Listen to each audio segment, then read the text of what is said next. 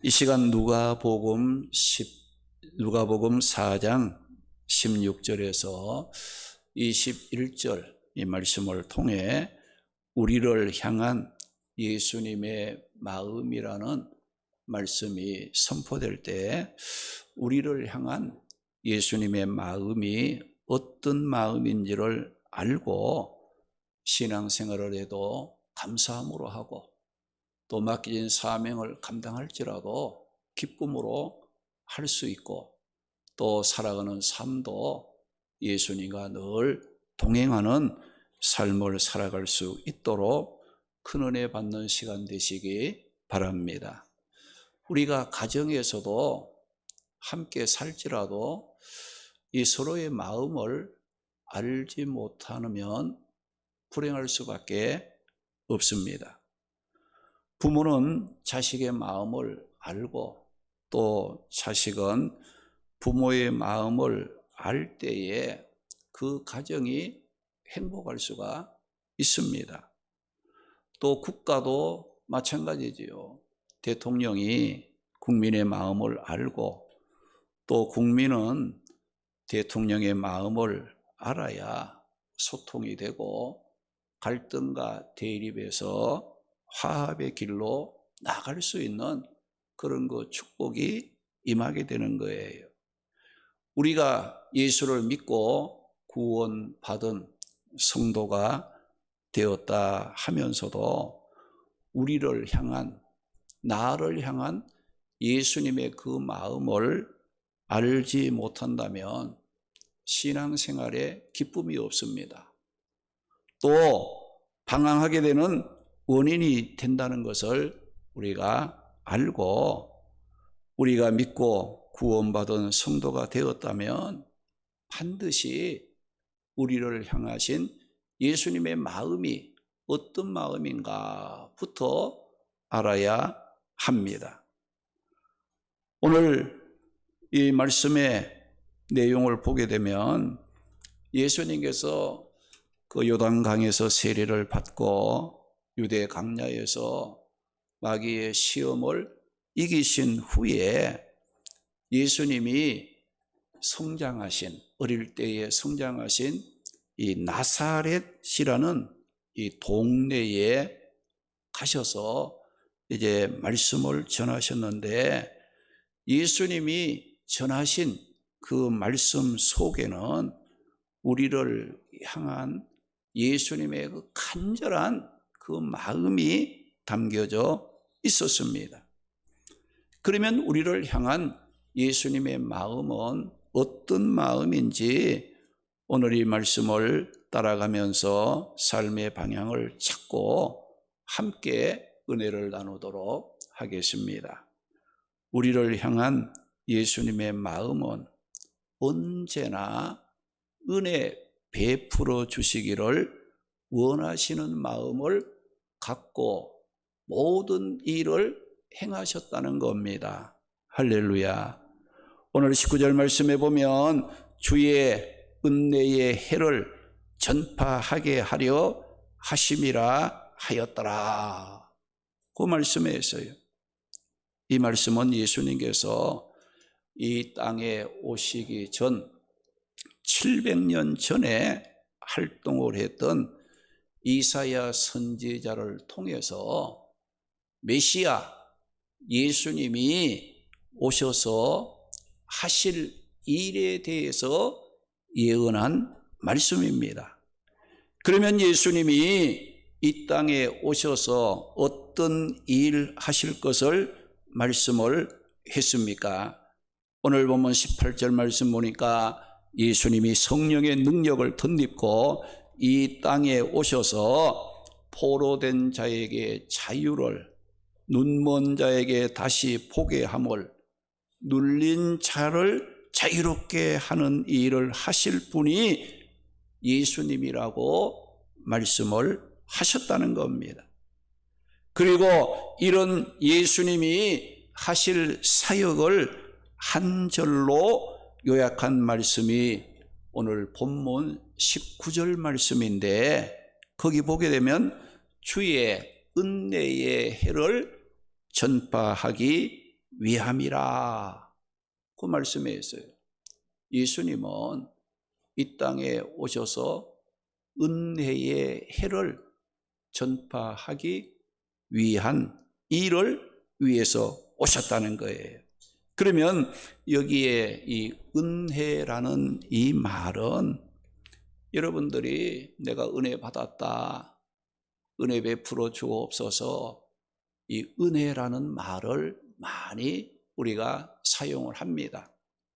그런데 이 은혜라는 말은 호의, 친절, 좋은 선물이라는 뜻으로 도저히 받아줄 수 없고 환영해 줄 수 없고 호의를 베풀어 사랑해 줄 수 없는 사람에 대하여 친절을 베풀어 주고 호의를 베풀어 용서하고 받아주고 환영해 주는 것을 은혜라 그 말씀한다는 거예요. 오늘 말씀에 예수님이 포로된 자에게 자유를, 눈먼 자에게 다시 보게 함을, 눌린 자에게 자유롭게 하시는 일을 하신다는 이 말씀은 예수님 사역의 핵심을 가르치는 말씀이에요. 예수님이 하시는 그 일의 중심, 핵심에 흐르고 있는 그 말이 뭐냐? 은혜라는 것이에요. 우리를 향한 예수님의 마음은 언제나 은혜롭다. 은혜로 모든 일들을 하시는 분이 예수님이라는 말씀입니다. 그래서 이 은혜가 있는 사람은 사람들의 허물을 찾고 또 잘못을 들추어내어 꼬집고 비판해서 그 사람을 못 살도록 정죄하고 심판하는 일을 하지 않습니다. 그런 것은 은혜가 아니지요. 예수님께서 이 땅에 오셔서 우리를 위해 하신 일을 우리의 허물과 잘못을 들추어내어 비판하고 정죄하고 심판하는 일을 하신 것이 아니라 허물과 죄로 말미암아 죄인이라고 비난을 받고 심판을 받아 쓸모없이 버림받아 멸망할 수밖에 없었던 우리들을 용서함으로 새롭게 살리는 일을 하신 분이 누구냐? 예수님이시라는 겁니다. 그래서 이런 예수님의 사역을 은혜의 사역이라고 부릅니다. 우리가 요한복음 8장에 보게 되면 이 간음하다가 현장에서 잡혀온 여인이 있었습니다. 유대인들은 이 여인을 비난하고 정죄함으로 돌로 치기 위해서 예수님 앞으로 끌고 왔습니다. 그리고 예수님께 이런 여인은 율법에 돌로 치라고 했는데 예수님은 어떻게 생각하느냐고 질문을 했어요. 이에 대한 예수님의 답변이 요한복음 8장 7절에서 9절 말씀에 보게 되면 너희 중에 죄 없는 사람이 있다면 누구든지 이 여인에게 먼저 돌을 던지라고 했을 때 살기등등했던 그들이 양심의 가책을 받고 어느 한 사람도 그 여인에게 돌을 던지지 못하고 다 돌아갔어요. 그리고 그 자리에 여인과 예수님만 남았을 때에 예수님께서 그 여인에게 어떤 말씀을 했습니까?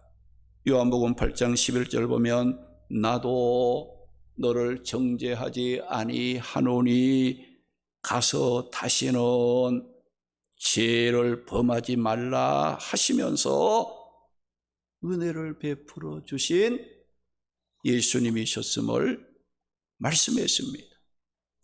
이렇게 예수님의 사역은 정죄하고 비판하고 죽이는 사역이 아니라 죄와 허물로 비판을 받으며 죽을 자들을 살리는 은혜의 사역을 하신 은혜로우신 분이 예수님이셨음을 보여주셨습니다. 돌에 맞아 죽어 마땅했던 가늠한 여인이었지만 은혜로우신 예수님을 만났을 때 자신의 죄로 죽을 여인이 다시 사는 생명의 기쁨으로 바뀌어지는 은혜를 누리게 되었다는 겁니다. 로마서 8장 1절 2절 보면 이제 그리스도 예수 안에 있는 자에게는 결코 정죄함이 없나니 예수 그리스도 안에 있는 자들에게는 어떤 일이 있어도 정죄함이 없나니 이런 예수 그리스도 안에 있는 생명의 성령의 법이 죄와 사망의 법에서 너를 해방하였음이라고 말씀을 하심으로써 예수님 안에 은혜로 말미암아 정죄와 심판과 사망이 용서로 바뀌고 영원히 사는 생명으로 바뀌고 자유와 평안과 안식으로 바뀌게 되었다는 것을 말씀을 하고 있습니다. 그래서 예수님의 사역은 죽이는 사역을 한 것이 아니라 죄로 말미암아 죽고 멸망할 사람을 살리는 은혜의 사역을 하셨다는 겁니다. 오늘 우리가 이런 예수님의 은혜를 받았으면 우리는 말도 은혜스럽게 하시기 바랍니다. 할렐루야. 자꾸 남을 비판하고 꼬집어 뜯고 헐뜯고 이렇게 하지 말아요. 죽이려고 하지 말고 살리는 은혜로운 말을 해야 되고 또 행동도 마찬가지예요. 우리가 모든 일을 할 때도 어떻게 하면 살리는 일을 할까? 그게 바로 뭔가 예수님의 마음이에요. 그런 예수님의 마음 때문에 우리가 멸망받지 않고 구원의 자리에 생명을 누리는 은혜를 입은 자들이 되었기에 우리의 모든 삶도 은혜스러워야 된다. 할렐루야. 그러면 예수님께서 어떤 방법으로 죄로 죽을 자들을 살리는 은혜의 사역을 하셨습니까? 이사야 53장 5절 6절 말씀 보면 그가 찔림은 우리의 허물 때문이요 그가 상함은 우리의 죄악 때문이라. 그가 징계를 받음으로 우리는 평화를 누리고 그가 채찍에 맞음으로 우리는 나음을 받았도다. 우리 모든 죄악을 하나님께서 예수님께 담당시키셨다고 말씀을 했습니다. 죄를 짓고 멸망에 빠진 우리의 죄를 예수님이 대신 지시고 십자가에서 찔림과 상함과 징계와 채찍에 맞고 죽어주신 예수님의 대속의 은혜 때문에 우리는 구원을 받고 영원한 생명을 누리는 자리에 서게 된 겁니다. 그래서 에베소 2장 8절 말씀 보게 되면 너희는 그 은혜에 의하여 믿음으로 말미암아 구원을 받았으니 이것은 너희에게서 난 것이 아니요 하나님의 선물이라. 그 말씀을 했어요. 예수님은 우리의 죄를 대신 지시고 십자가에 피 흘리는 고난의 죽음을 통해서라도 멸망에 빠져서 쓸모없던 우리를 살려 구원해 주시기를 원하셨던 은혜가 풍성하셨던 예수님이셨다는 것을 말씀합니다. 예수님은 지금 이 순간에도 삶의 무거운 짐을 지고 죄의 멍에를 메고 탄식하며 고통당하는 자들에게 쉼과 안식의 은혜를 베풀어 주신다고 오라고 부르시고 계시는 예수님이십니다. 마태복음 11장 28절 보면 수고하고 무거운 짐진 자들아 다 내게로 오라. 내가 너희를 쉬게 하리라고 예수님은 말씀하고 있습니다. 예수님의 사역은 이렇게 은혜의 사역으로서 우리를 향한 예수님의 마음은 정죄하고 심판하는 그런 마음이 아니라 죄의 멍에를 메고 근심하고 고통당하는 우리를 구원하여 영원한 생명을 누리기를 원하시는 그 마음이 우리를 향한 예수님의 마음이라고 말씀합니다. 오늘 말씀해 보면 예수님께서 이런 은혜로운 그런 그 사역 일을 어디서 시작을 하게 됐느냐? 정치나 경제, 문화, 이 종교 중심이었던 예루살렘에서 막 화려하게 시작한 것이 아니라 어디서 했느냐? 이 갈릴리 지역의 나사렛이라는 작은 동네에서 시작하셨는데 그렇게 시작하신 이유가 뭐냐? 이 나사렛이라는 동네는 무엇이 필요했느냐? 예수님의 은혜로우신 사역이 절실하게 필요했던 그 지역이었어요. 그래서 예수님께서 그 은혜스러운 사역을 다른 지역도 아닌 나사렛이라는 그 동네에서 시작을 했다는 겁니다. 그런데 이 나사렛은 어떤 그 당시에 사람들로부터 이제 평을 받았느냐? 유대인들로부터 멸시와 천대의 대상이 되어온 지역이었습니다. 요한복음 1장 46절 말씀 보게 되면 이 빌립이 그 나다나엘에게 전도를 했어요. 그래서 이 빌립이 나다나엘에게 내가 나사렛 예수를 만났다. 나사렛 예수를 만났다. 이 예수라는 그 이름 앞에 나사렛이라는 지명이 들어갔어요. 그러니까 이 나다나엘이 그 당시에 이 나사렛이라는 동네, 이 지역을 좋게 본 게 아니에요. 뭐 나사렛뿐만, 나다나엘뿐만 아니고 모든 유대인들이 이 나사렛 하게 되면 천박하고 낙후되고 무식하고, 그래서 이 나다나엘이 뭐라는 거니, 그 나사렛 예수를 이 빌립이 소개했을 때 그곳에서 무슨 선한 것이 나겠느냐. 그렇게 무식하고 천하고 그런 동네에서, 그런 지역에서 무슨 훌륭한 인물이 나겠느냐 이거죠. 그래서 나다나엘이 뭐예요? 내가 그 나사렛에서 어떤 사람이 있길래 내가 그 사람을 존경하고 따르고 믿을 수 있느냐 이거죠. 나는 그렇게 못한다.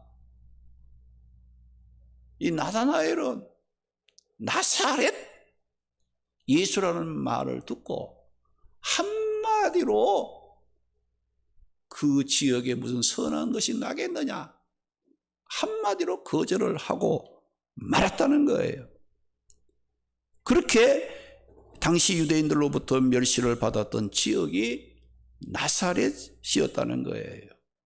그런데 예수님이 그 지역에서 말씀을 전하며 사역을 시작을 하셨다는 건 뭘 말하느냐? 예수님이 하실 일, 예수님이 이 땅에 오신 목적이 뭐냐 이거죠. 사람들에게 화려하게 대접을 받고 존경을 받고 섬김을 받기 위해서 예수님은 하신 이 일을 하신 분이 아니고, 오히려 어렵고 가난하고 힘들고 멸시받고 천대받는 그들에게 은혜를 베풀어 그들에게 구원의 기쁨을 주기 위해서 내가 왔다는 목적을, 예수님이 그런 지역에서 그 일을 하시는 걸 통해서 내가 어떤 일을 하는가, 내가 어떤 자인가를 예수님께서는 나타내 보이기를 원하셨다는 겁니다. 그래서 마태복음 20장 28절 말씀에 보면 인자가 온 것은 섬김을 받으려 함이 아니라 도리어 섬기려 하고 자기 목숨을 많은 사람의 대속물로 주려 함이라고 말씀을 했습니다. 그래서 우리가 예수 믿고 구원받은 자들은 이런 우리를 섬겨주시고 우리를 구원을 위해 대속 제물이 되어 주시기 위해서 은혜를 베풀어 주신 그 주님을 우리가 믿고 의지한다면, 구원을 받았다면, 여러분이 교회 생활, 직분을 감당할 때도 여러분들이 겸손함으로 해야 됩니다. 은혜로운 자세를 가지고 해야 돼요. 여러분 직분이 어떤 계급입니까? 아니잖아요. 권세입니까? 아니잖아요. 주의 일을 하라고 겸손한 마음으로 주님의 그 모습을 닮아서 주님이 원하시고 기뻐하시는 그 뜻을 이루어 가기 위해서 이곳에 교회를 세우시고 우리를 부르시고 또 직분도 주시고 여러 가지 은사도 주시고 각종 하나님의 축복을 주셔서 지금까지 우리를 인도해 주신 주님의 그 은혜였음을 항상 기억하고 우리는 감사함을 갖고 믿음의 길을 걸어갈 줄 알아야 합니다. 예수님의 사역은 은혜의 사역이므로 여러분 생각에 그런 약한 자들을 도와주고 병든 자들을 고쳐주기도 하고 억눌린 자들, 또한 눈먼 자들, 또한 이제 여러 가지 죄로 말미암아 고통 중에 있는 그들에게 살려주고 구원해주고 은혜를 베풀어 주시는 그 일을 한다면 사람들로부터 칭찬받을 것 같잖아요. 그렇지요?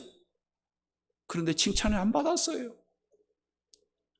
오히려 예수님은 사역 초기부터 배척을 받았습니다.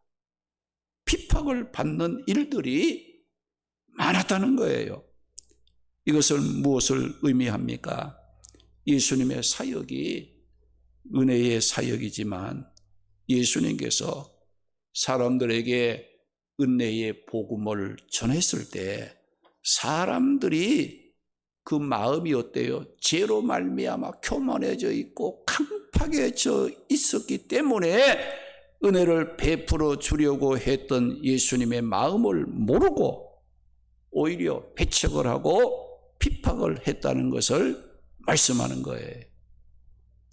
그러면 우리 성도들이 겸손해서 또 열심히 주를 품고 여러분들 섬김의 사역을 감당하려고 하면 사람들이 막 칭찬해주고 박수 쳐줄 것 같지요? 안 그렇습니다. 막 비판도 하고 막 꼬집어 뜯어요. 막 헐뜯어.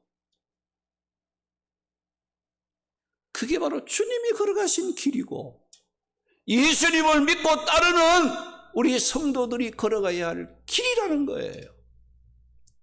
그런데 여러분들이 알 것은 예수님은 항상 핍박과 고난 속에서도 뭘 바라보았느냐?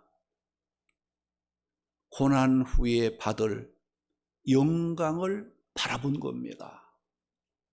여러분도 이런 시대에 구원의 기쁨을 갖고 믿음을 끝까지 지키며 맡겨진 사명을 감당하기를 원하시면 현재에 어떤 일어나는 그 어렵고 힘든 일 그걸 보지 말고 이 고난 후에 내가 받을 영광을 바라볼 줄 알아야 돼요.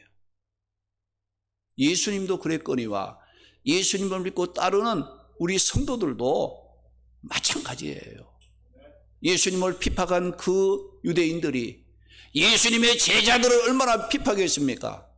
예수님을 핍박했던 그들이 오늘 우리가 예수님 믿고 따라갈 때에 우리가 뭐 저들에게 나쁜 짓 한 것도 아니고 저들을 위해서 기도해주고 선한 것을 행하고 좋은 일을 할지라도 죄로 말미암아 강팍하고 교만한 인간들은 어때요? 예수님을 싫어하고 예수님 믿는 사람들도 그냥 싫어하는 거예요. 그렇다고 해서 여러분들 그 사람들이 싫어한다고 해서 낙심하고 좌절하고 믿음 생활 안 하고 사명 감당 안 하고 너무 여러분들 쓰러져야 되겠습니까? 안 된다는 거예요. 은혜스러운 일을 해줘도 은혜스러운 복음을 전할지라도 죄로 말미암아 강팍해서 교만해서 예수님의 그 은혜의 마음을 모르면 핍박을 하게 되고 헐뜯는 이와 같은 일을 한다는 것을 우리는 기억을 해야 됩니다. 이런 예수님의 마음을 모르면 누구든지 끝까지 예수님과 동행할 수가 없습니다. 예수님을 따르다가 떠나갈 수밖에 없어요. 그래서 히브리서 12장 1절에서 3절 말씀 보게 되면 이런 말씀이 있어요. 우리가 신앙의 경주를 끝까지 잘 하기 위해서는 믿음의 주가 되시는 예수님을 항상 바라봐야 되는 거예요. 그리고 우리가 신앙생활 하다가 막 피곤하고 낙심이 될 때 그 피곤을 이기고 낙심하지 않기 위해서는 누구를 바라봐야 되느냐? 십자가 고난을 참고 우리를 구원하여 은혜를 베풀어 주신 그 주님을, 예수 그리스도를 항상 생각할 줄 알아야 된다. 그러면 그 사람의 믿음은 항상 세임을 얻는 신앙의 경주가 흔들리지 않는 그런 그 삶을 살아가게 된다는 겁니다. 우리 본문 18절 19절 보면 주의 성령이 내게 임하셨으니 이런 가난한 자에게 복음을 전하게 하시려고 내게 기름을 부으시고 나를 보내서 포로된 자에게 자유를, 눈먼 자를 다시 보게 함을 전파하며 눌린 자를 자유롭게 하고 주의 은혜의 해를 전파하게 하려 하심이라고 말씀을 했어요. 여기 보면 예수님이 이 땅에 오셔서 하실 사역을 표현한 말씀인데 예수님은 어떤 것을 선포하기 위해서 왔느냐? 포로되고 눈멀고 눌린 상태에 있는 자들에게 은혜의 해를 선포해 주시기 위해서 오셨다고 말씀을 했어요. 그러면 이 은혜의 해는 무엇을 말하는가? 이스라엘 백성들은 50년마다 지키는 희년을 가리키는 말로 그 이스라엘 백성들은 그 희년이 되면은 어떤 일을 하는 거 아니? 곡식을 심던 그 땅도 파종을 하지 않고 쉬게 만들고 또 사람들이 그 지고 있는 삶의 모든 고통을 다 풀어주므로 원래의 상태로 회복시켜주는 일을 했는데 그 해를 희년이라고 부르고 지켰습니다. 가난 때문에 빚을 갚지 못해 종으로 팔려간 사람은 희년이 되게 되면 종의 신분에서 벗어나 자유함을 얻고 자기 집으로 돌려보냅니다. 또 빚을 갚지 못해 땅을 빼앗긴 자에게는 그 땅의 원래 주인에게 되돌려주는 제도가 바로 희년이었어요. 그래서 이 가난하고 고통을 당하는 자들은 이 희년이 오기를 사모하고 기다렸습니다. 왜 그렇습니까? 희년이 되면 고통스러운 무거운 짐들을 다 벗고 원래의 상태로 회복시켜주는 은혜의 해가 되었기 때문에 희년은 고난당하는 자들에게는 굉장히 중요한 절기였습니다.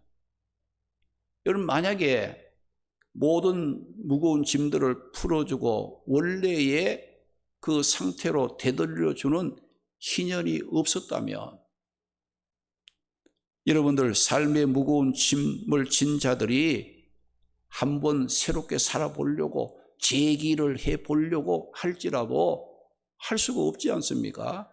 뭐 새롭게 살아갈 수 있는 기회가 없는 거예요.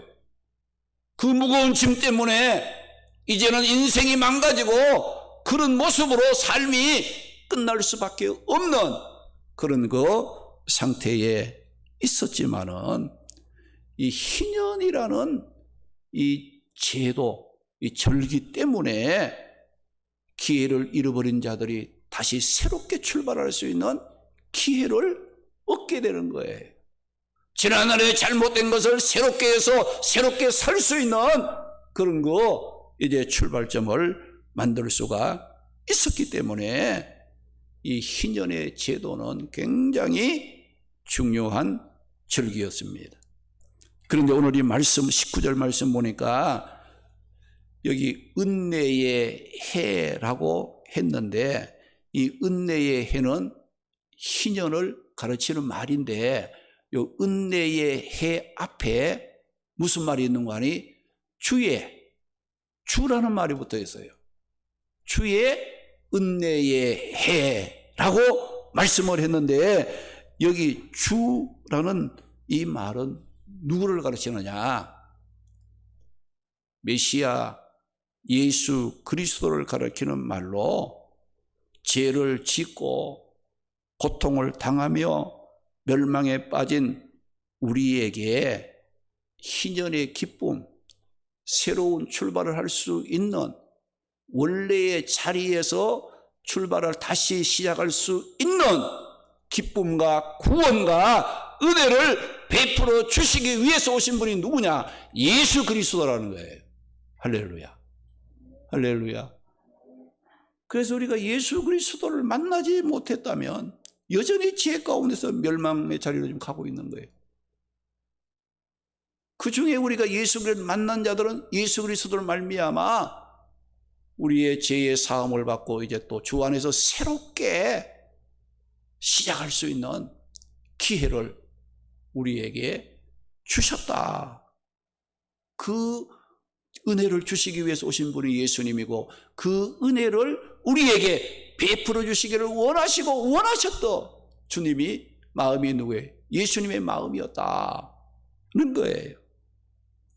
그래서 오늘 본문 18절에 이사야 선지자가 예언한 말씀을 인용해서 말씀하시기를 하나님께서 나를 보내사 나로 하여금 죄와 마귀에게 포로된 자에게 자유를 주고 눈먼 자를 다시 보게 하고 무거운 고통 짐을 지고 눌린 자들에게 자유를 얻게 하는 은혜의 해 희년의 기쁨을 선포한다라고 말씀을 한 것입니다. 이렇게 예수님의 사역은 우리를 정죄하고 심판하는 사역이 아니라 죄로 말미암아 죽었던 멸망한 우리들의 죄의 짐을 예수님이 대신 지시고 십자가의 대속 제물 되어 우리에게 구원의 기쁨을 주시기 위한 은혜로우신 사역을 하신 분이 예수님이셨다는 겁니다. 우리 성도들은 이렇게 자신을 십자가의 대속 제물 되어 은혜 베풀어 주시기를 원하셨던 주님 때문에 우리가 구원을 받고 영원한 생명을 누리는 자들이 된 것입니다. 우리를 향한 이런 주님의 마음을 안다면 우리 또한 주님을 향한 뜨거운 마음으로 주님을 믿고 따라가는 신앙생활을 해야 합니다. 주님의 이런 마음을 알았던 바울은 어떤 고백을 했으며 어떤 삶을 살았다고 했습니까? 고린도전서 15장 10절 말씀 보니까 내가 나 된 것은 하나님의 은혜로 된 것이니 내게 주신 그의 은혜가 헛되지 아니하여 내가 모든 사도보다 더 많이 수고하였으나 내가 한 것이 아니요 오직 나와 함께 하신 하나님의 은혜로라고 고백을 했다는 겁니다. 그래서 우리가 주님의 이런 은혜로운 사역으로 구원을 받은 우리 성도들은 주님으로부터 받은 그 은혜가 헛되지 않도록 살아야 합니다. 할렐루야.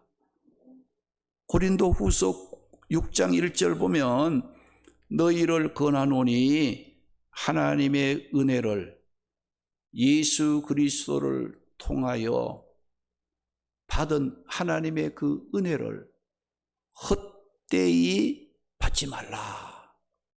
헛되이 받지 말라고 했어요. 여기 헛되이라는 이 말은 뭐냐?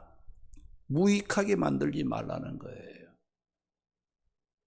또 가치 없는 것으로 여기지 말라는 거예요.